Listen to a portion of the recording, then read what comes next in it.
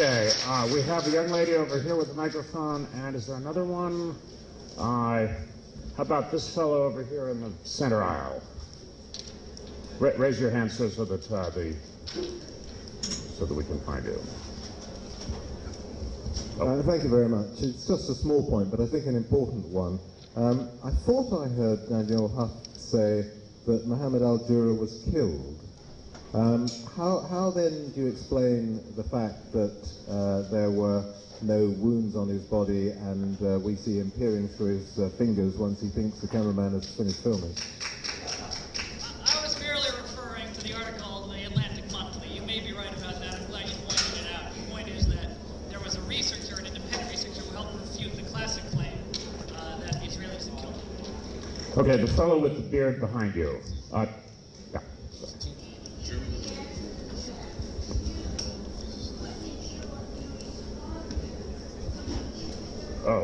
Yeah, could you come up here and repeat that? I'm sorry, the mics on the tables aren't working.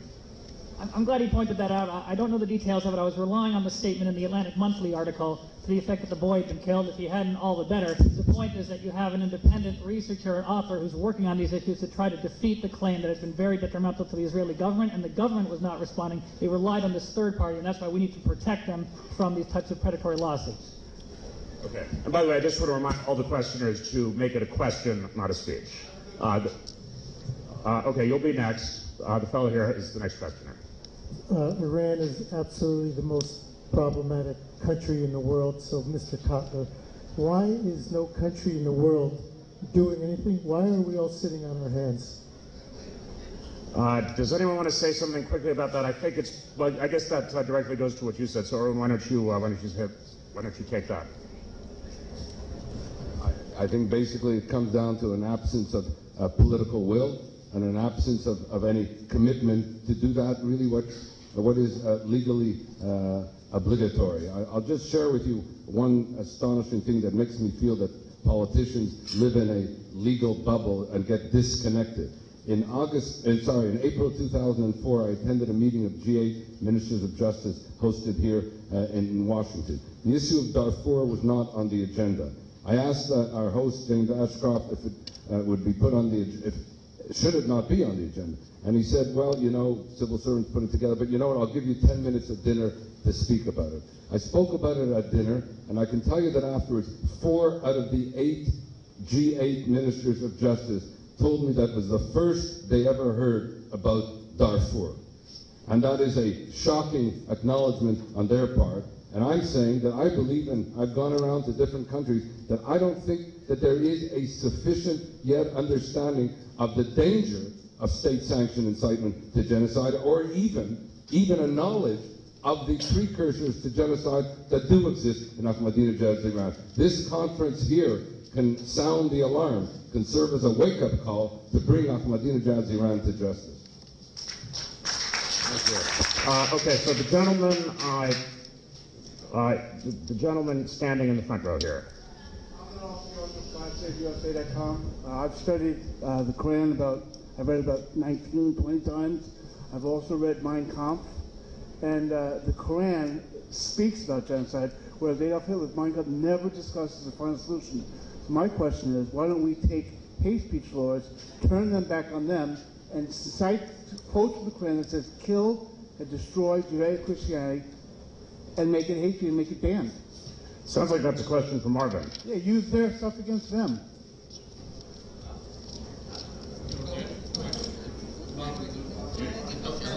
I mean, the Quran preaches genocide.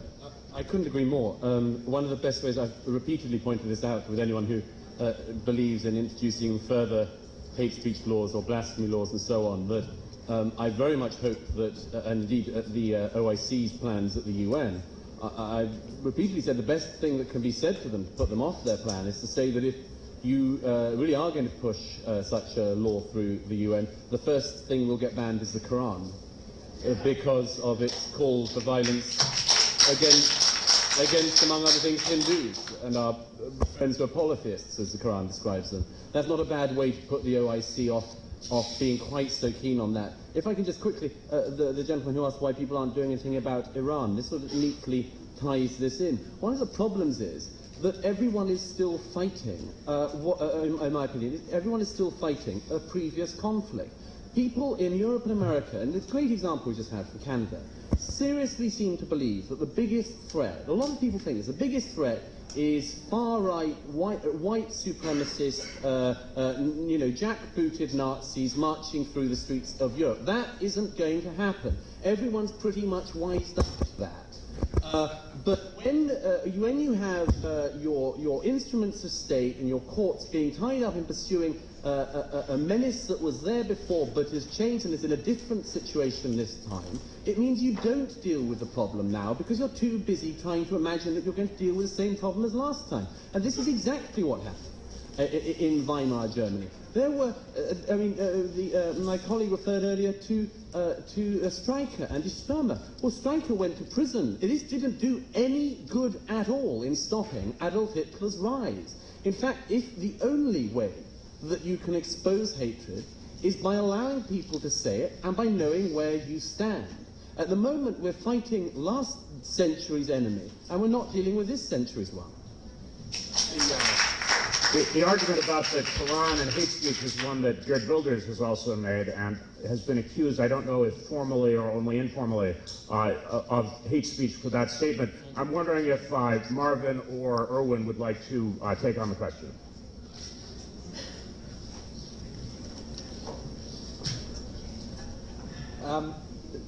There are a number of points that have been made. In no particular order. Weimar Germany, I was going to talk about briefly Weimar Germany. Weimar Germany's laws dealt with insult and religious insult. They didn't, in effect, there were sort of blasphemy laws. When Streicher was charged, Germany was an anti-Semitic country, and Germany was very close to becoming a Nazi country. It was too late, and the law was completely ineffective, but those laws did not resemble our present hate laws. But that's beside the point. To the point that the argument that the laws were brought in to deal with Nazis and the concerns have changed, I agree with you, that's right. The concern now is not neo-Nazis.